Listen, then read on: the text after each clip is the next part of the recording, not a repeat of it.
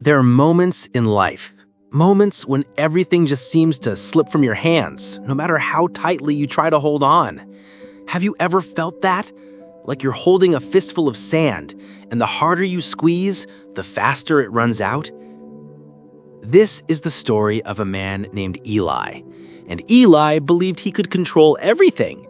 He had a plan for it all: his career, his relationships, even the exact timing of his own happiness. Every hour of his day was accounted for. Every goal was meticulously mapped out. But life has its own rhythm, doesn't it? One by one, the things he so carefully built began to fall apart. First, the business he'd poured his soul into, it failed. Then the partner he thought was his foundation left. And then his father's health began to fade. So Eli tried harder.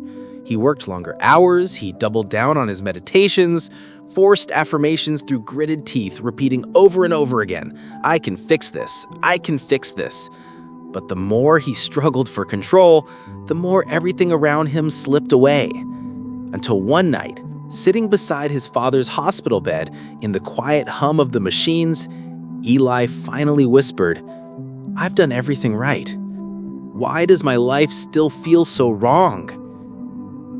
His old man turned his head on the pillow, smiled faintly, and said something that would change everything.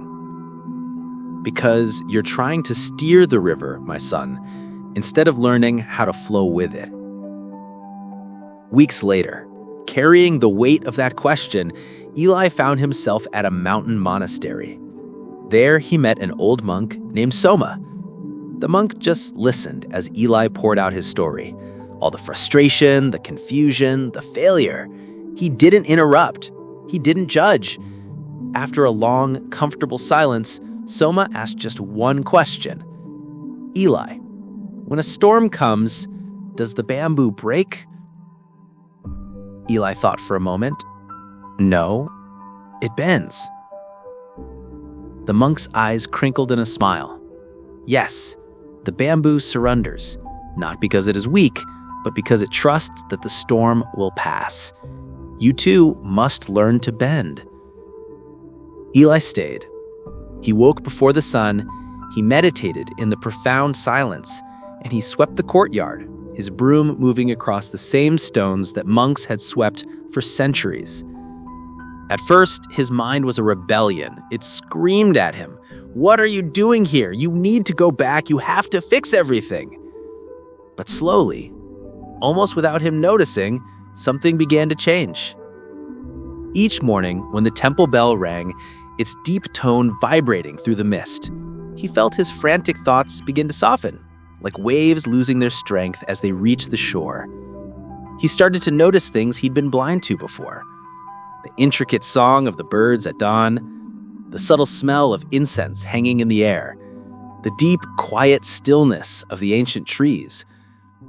And in that noticing, he began to realize something profound. Peace was never gone. It was just buried under his desperate need to control everything.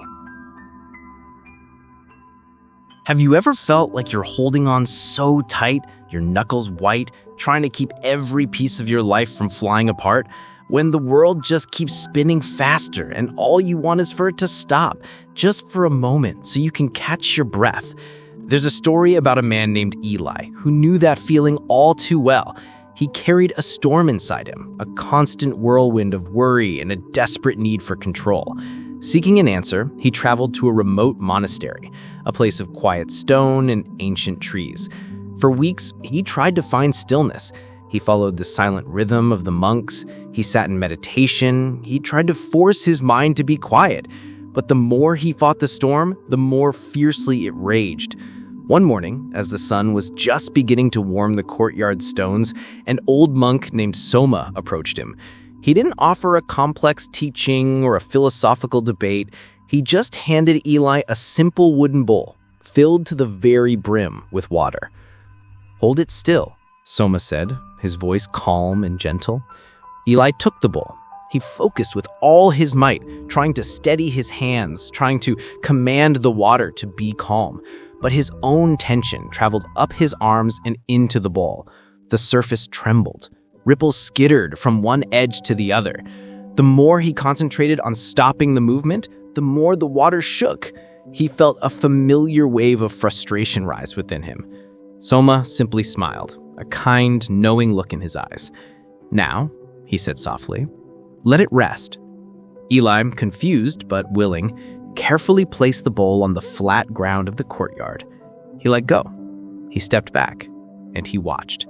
Within moments, without any effort from him at all, the tiny ripples subsided. The shaking stopped. The surface of the water became a perfect, undisturbed mirror, reflecting the clear blue morning sky. The old monk looked at Eli, then at the ball. "This," he said, "is the nature of your mind. The more you try to command it, the more you try to force it to be still, the more it shakes. But when you stop trying, when you simply allow it to be, it finds its own clarity." In that moment, standing in the quiet morning air, something shifted inside Eli. He finally understood what surrender truly was. It wasn't about giving up. It wasn't weakness or defeat.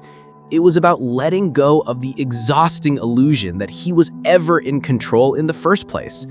Later that day, he sat under the cool shade of a large Bodhi tree near the monastery gates. He closed his eyes, felt the gentle rhythm of his own breath, and for the first time, he didn't fight the thoughts that came.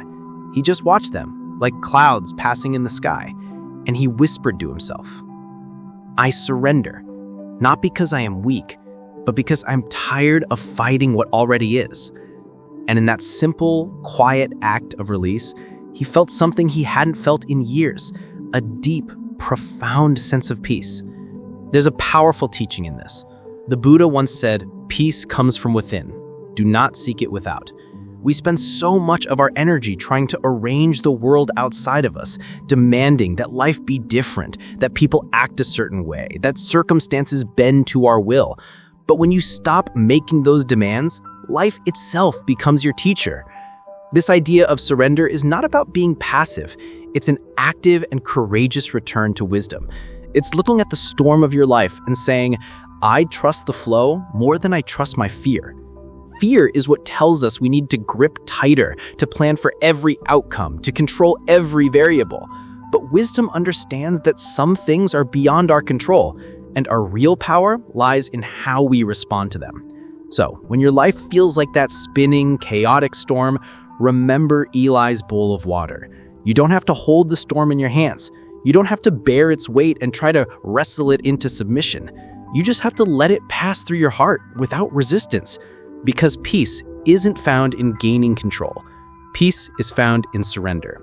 If this story touched you, take a moment right now. Just breathe and maybe whisper these words to yourself.